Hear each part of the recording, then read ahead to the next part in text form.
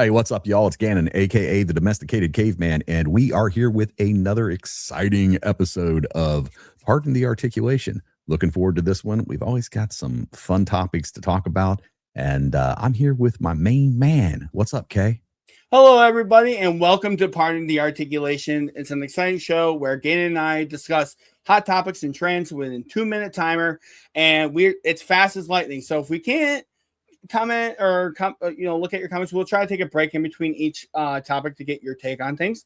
Just know that the show does go by fast. If you're new to the channel, please comment, subscribe, and like the video. It will help us out, especially with the algorithm. That's a topic we'll save for another day.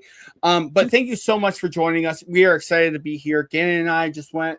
We have some behind the scenes stuff that what are we calling it? I'm sorry. It's PTA OT. So OT. Yeah, overtime show. And so you guys will see a longer version of our takes, but we are very excited for everybody to join us. Thank you so much for being here. And Gannon, let's get this thing going, man. All right. Let's get it going. So I'm going to punch start on the clock here. And let's talk about overused effects in toy photography. There's a bunch of them that are out there. I see a lot of photos these days that seem to be filled up with effects more than the actual figure themselves, whether that be smoke, water, rain, fog, you name it, it's filled full. Are you seeing this trend? What do you think? Yeah. I mean, look at your slide right here. I said it in overtime. There's too much stuff on the screen. Yeah. I would challenge you, anybody, to try to take a portrait photo without any extra effects. Use just your lighting and your camera and see what you come up with. I bet you would find that without the effects, you actually could get some really, really great quality photos. I know I do. I'm very proud of my portraits. So give it a try. And I would love to see it. Yeah, I mean, effects are cool, but just don't overdo it. Please don't overdo it. Well, I think it muddies the water sometimes. I mean, like there's a time and place for it, but it's like every photo that I'm looking at now on Instagram is so chock full of some kind of effect in it. I'm guilty of doing this myself. I've been guilty. I would recommend choosing one sometimes, maybe not a combination of 10 of them or 12 of them. If you want to do a rain photo, do a rain photo. Are they overused? Yes, I do it myself. Are there, it used to be fireworks for a while, but I think everybody has a hard time finding fireworks anywhere. Yeah, right. And then, the atmosphere aerosol, it's supposed to be atmosphere, not smoke. Yeah. Just be careful. Like the effects should be accents. If they're dominating your photo where you can't see the figure, or I have to look twice to see what figure it is, you use too many. So I should be the figure should be the focus, and the the effect should be an accent. Yeah, 100% agree. All right, cool. Nailed that one. Let's go on to the next. So let's talk about some bad advice that you've gotten when it comes to toy photography or just social media in general. I mean, hell, if you want to talk about bad advice you got in life, just anything, let me know. Tell me some bad advice. Yeah. Worst advice ever that aged like milk. I think for action figures is that actually, you know what's crazy? We had a huge discussion. Yeah. Chase trends. Yeah. I'll see that one on there. Chase trends. Having to buy like the figures that are coming out like with a new Supergirl movie. Oh, I want to make sure I have that figure so I can post it. Just that, and stay true to yourself. People saying that you gotta be like censor yourself to be cast a wider net or whatever. Don't be true to yourself. And I think that's the best advice I could give people. Yeah. I think there's two ways to look at this, because I don't want to sound like a jerk, but the follow for a follow bit me, because now my algorithm is full of things that I'm not even remotely interested in. Because somebody followed me that liked one of my photos, and I felt some sort of obligation or just trying to be a nice guy. Like, they followed me, so I should go out and follow them too. And I've done that to the tune of 6,000 or 7,000 people now, and a whole lot of those are not toy photographers. So, I'm just, and I'm not slamming on anything they do. I don't want to be that guy, but at the same time, it's like, I'm not really interested in underwater basket weaving. No, so Has that Yeah. ever happened to you? Yeah, a little bit, I think. And then the other thing I was just thinking of that's on there is post every day. It's too much pressure on you to post every day. Post when you want and post what you want. Yep. Quality. Quality. Yes, quality over quantity, and post what makes you happy. Don't post what you think is going to make everybody else happy. Don't do that. 100%. All right. Post for yourself, not the masses. That's right. Woo. All right. So we're going to talk about something fun because, I mean, for my Action Figs people, there's a lot of hate bait that goes on in the toy community when it comes to figure lines and things like that. And we all know the figure lines that get picked on. But like, we just wanted to like take an opportunity to say, hey, I like this toy line and here's why I like it. And the first one that came to mind for me is Jada. Tell me what you love about Jada.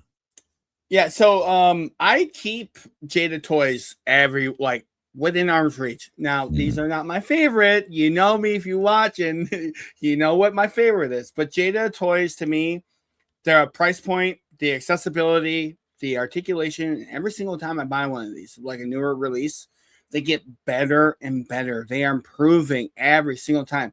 But even the first releases of like the Street Fighter figures are excellent. So Jada toys, we definitely give our flowers to. I love them. And I promised myself if I ever found Blanc out in the wild, I was gonna buy every single one of them. And damn it, I did. Yeah. It's like that I think it's one of the few lines I've ever completely like the completionist thing. Because I always go back to this. I'm relatively new to the toy photography scene. And so that was one of the lines that I was in at the beginning of. And I've just, every one of them that's come out, I've liked. I mean, even the quote unquote boring figures like Ken and Ryu, I mean, they're still great articulated figures. And they're durable. You don't worry about them falling off the shelf and breaking. So, that's my take on Jada. I would definitely recommend it to people. Yeah, 100%. I mean, and you kind of said it with Ryu and Ken. If you're a fan of like Street Fighter, you kind of need Ryu and Ken. You kind of need them, right? If you were having a whole collection of Street Fighter figures and you didn't have Ryu and Ken, you would be called a poser. You're not a real fan. So that's right. Even though they're boring. So yeah, I love them. I don't care. Me too. All right, so I want you to defend a movie that everybody else maybe on the fence or maybe just doesn't like or not enough people like, but you're gonna die on that hill. Which movie is it? I'm picking Dread with Carl Urban. For me, a lot of people actually hated that movie, and when it got released into the movie theaters, it flopped.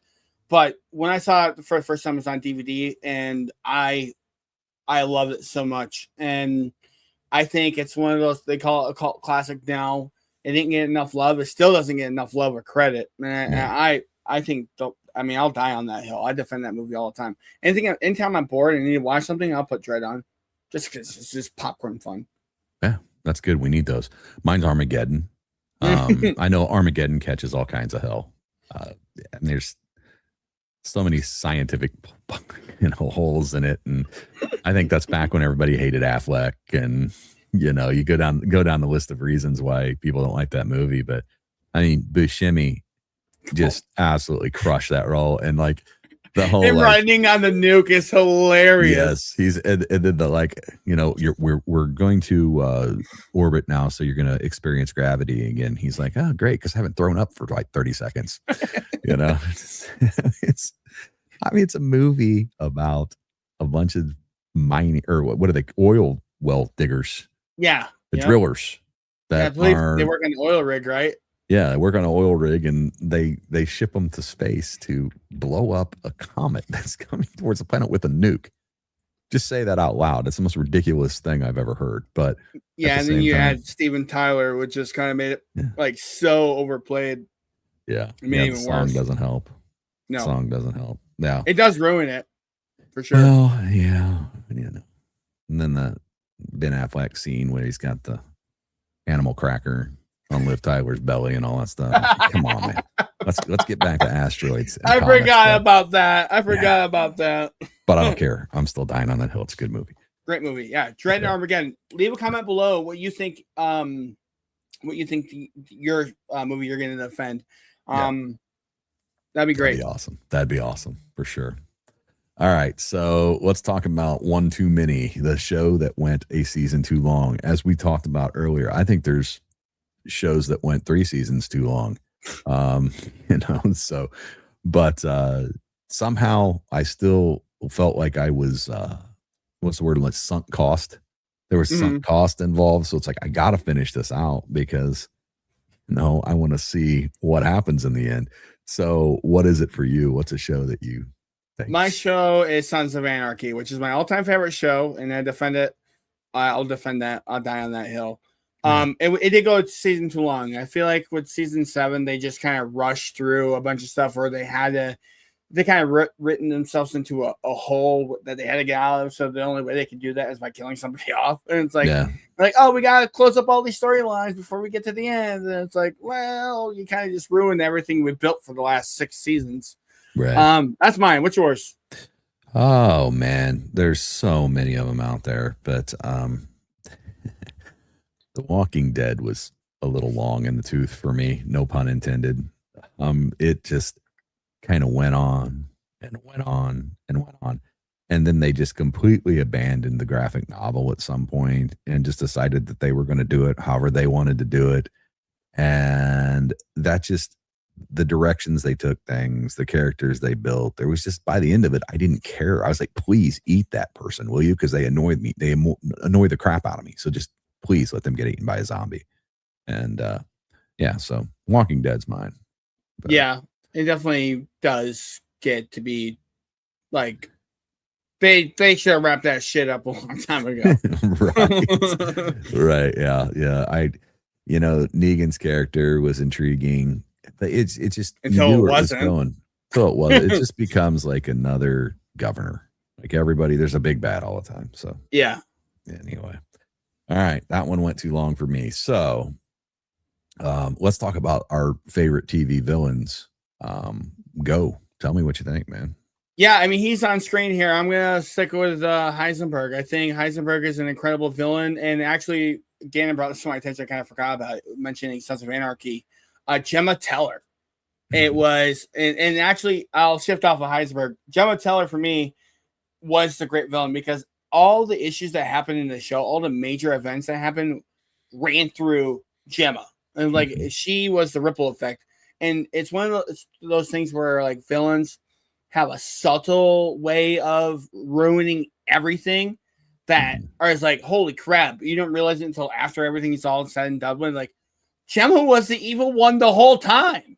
It's like, holy shit, that's the best villain. That's how you get that. Yeah, that is exactly right. Yeah, she kind of was the what is it, the matriarch figure in that show, and she was real bad. Yeah, she's the catalyst to all the problems. Yeah. What's yours? I would say for me, I would probably dig into like Tyrion Lannister was pretty bad. He was a bad one. And Tywin. You mean Tywin? Tywin. Sorry, Tyrion's the one I liked. Tywin Lannister. Yes. The old before man. You guys start eating him alive, he meant Tywin, not Tyrion. Okay? Yeah. My bad. Relax. My bad. A lot of names that sound alike on that show.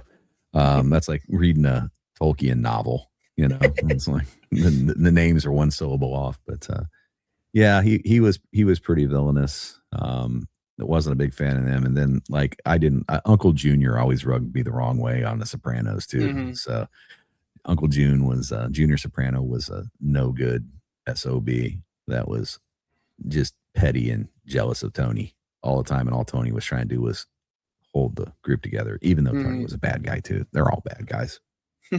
So anyway, all right, there we go. Villains. Okay, let's talk about the biggest lie in toy photography. And there's so many out there that are happening. Shoot, man, like what do you think the biggest lie is? That it's easy to do well.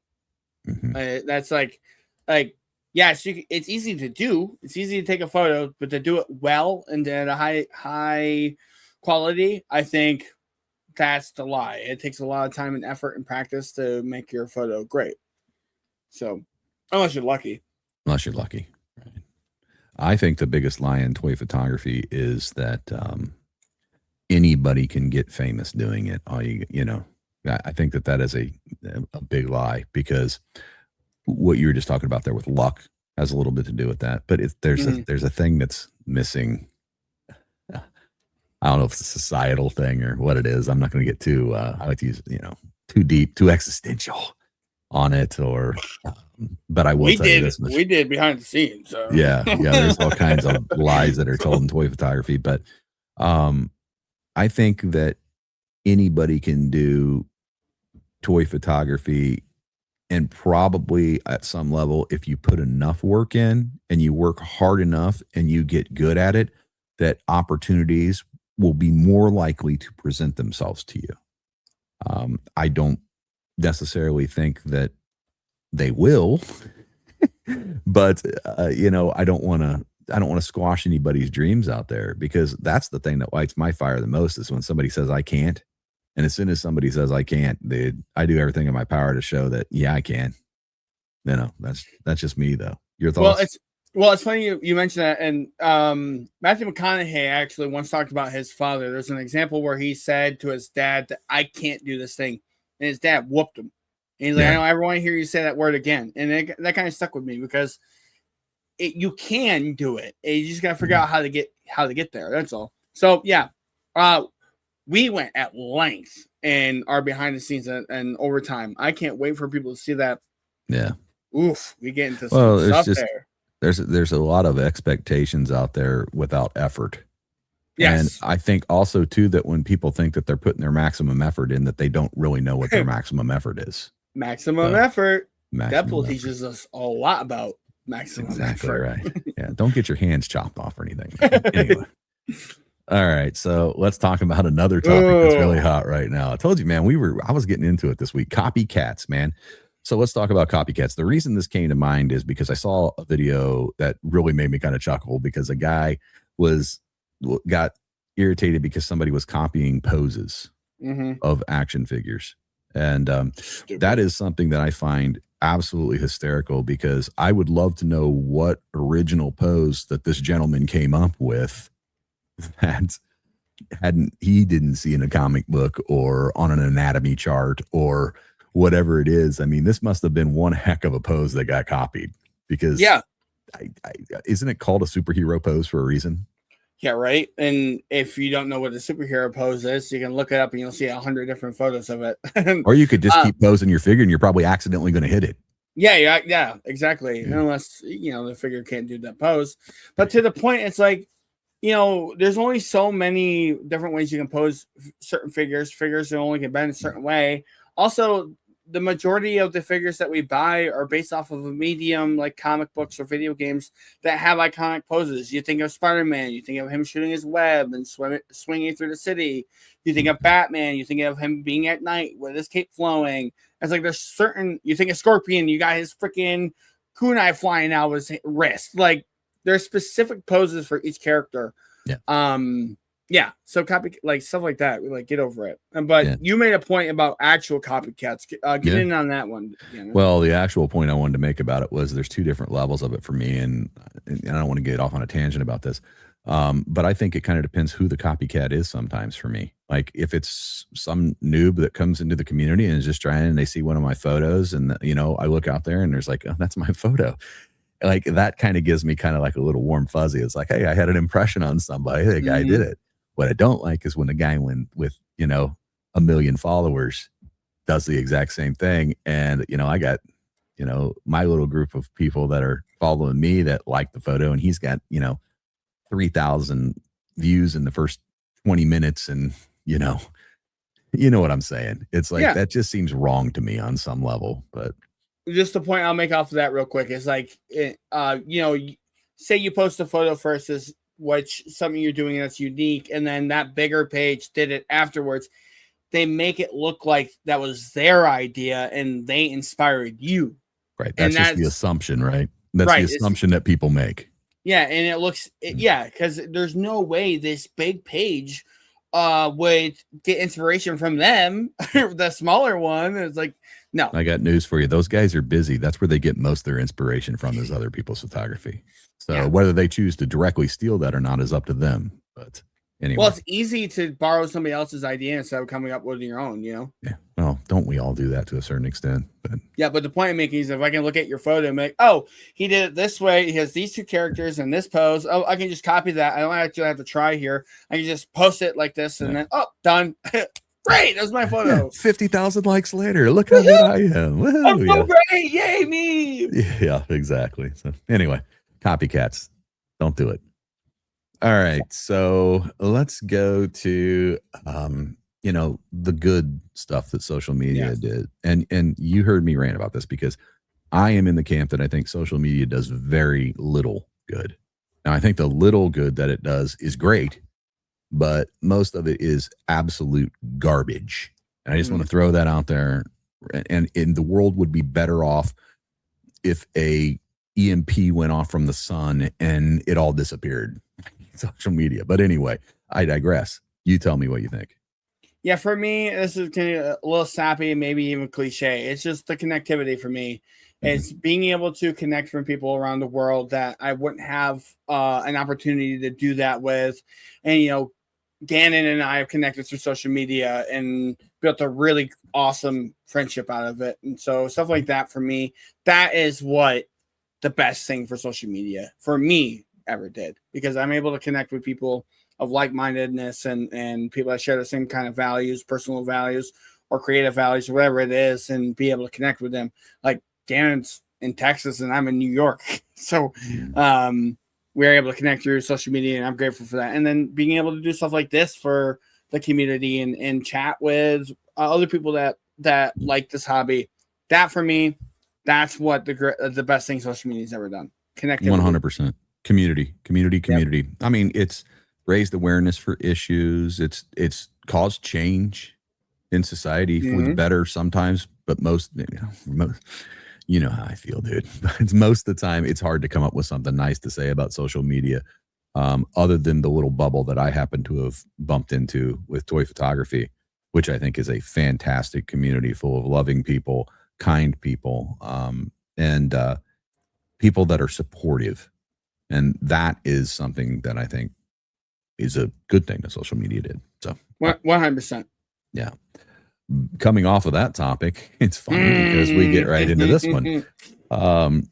Community is not friendship. So this is something that I've learned over the course of time that, just because somebody is in the community with me doesn't necessarily mean they're my friend or they have my best interest in mind. It may not be, explicit, but it might be something that is, you might think it's more important to them than it really is. Does that make sense what I'm saying? Yeah, I think what people need the air of caution I would put out there for people is community is not friendship. The majority of people in communities, not majority, but there's a lot of people that are, it's about self-interest. It's about what can I get out of it. A lot of us, on social media, when we post photos, we want that kind of gratification. It's very self-serving for us. Now, we also want to share that, but we want people to like our stuff. And being in a community, we want that kind of validation, or we're seeking out stuff. But that does not mean that those people that are supporting you or that you are supporting are your friends. You got to be very careful about who you pick as people you want to trust. Like, you can keep things surface level. The moment you start getting into like personal life, stuff like that, and they start using that against you, they're not your friend. That's bullshit. Get them out. Like, I would even stop talking to them altogether. There's like a handful of people that we talk to on a regular basis. Gannon's one of the only people I talk to like outside of this stuff on a personal basis. Anyway, Gannon, go ahead. No, I preach it, brother, because just be careful out there that maybe somebody that you see as a friend might not see you that way. Keep it, on the level till you get to know each other better, and spend your time talking about toys and talking about the hobby and talking about your lighting and your cameras and those things.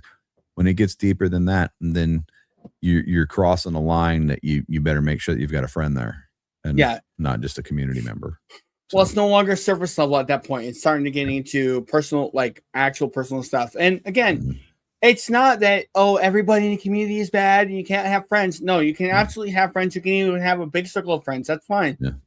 We are like, for personal experience, for me, I am somebody that's closed off. I don't have a lot of friends outside of, like, I have 3 best friends like that in life. And that's it. If that. So everybody only has that many friends, dude. Yeah, they've got a lot of acquaintances, but you've got just be careful out there. Yeah, just be careful out there. And again, build a community, get friendly with people, be excited, share that stuff with each other. Just be careful of how much you share. Do not overshare, because you're gonna end up getting yourself hurt, like emotionally hurt. And 100% agree, dude. It's just not worth it. Or you just get yourself into an even worse place where you become tainted by it and bitter. And resentful. And don't ever get to that place, because that means that you've taken the community in too far. So, don't but also don't be scared to make friends. Don't be scared to make friends. But don't let people suck the enjoyment out of your hobby either. That's right. The instant that you feel like it's going anything past that, then you just need to move on down the road. So, anyway, thank you all so much for watching. Hope you got something out of listening to the two of us ramble today. We'll be here every week. I've got it scrolling on the bottom of the screen down here every Sunday, 1 p.m. Eastern, noon Central. That's 10 a.m. out there on the West Coast. Pardon the Articulation. I'm Gannon, aka the Domesticated Caveman. What you got, Kay? I'm Zach Wyatt. And listen, leave a comment below. We're going to be engaged with the chat when this premieres, so we'll be out there saying hi to you. At least Gannon will. If I'm not busy working out, I'll definitely join it. But we're trying to keep this friendly. It's okay to have a really harsh opinion. Just keep it above board. All right. We are expressing ourselves here. Just take care of each other. Have conversation. You can disagree with us. We're not going to get offended. You're not going to get banned or anything. Just keep it respectful. But thank you so much, everybody, for watching, joining us. We are looking forward to continuing the show. Gannon has a bunch of awesome topics for us to get into. I cannot wait to share more opinions with you guys. Hopefully you can agree, disagree. That's part of the fun. Just come check us out every Sunday. Like I said earlier, subscribe to the channel if you're new. Like the video, leave a comment, share with a friend, and get the word out there. And let's start having some fun. Yes, sir. Until next time. All right, we'll see you guys later. Bye-bye.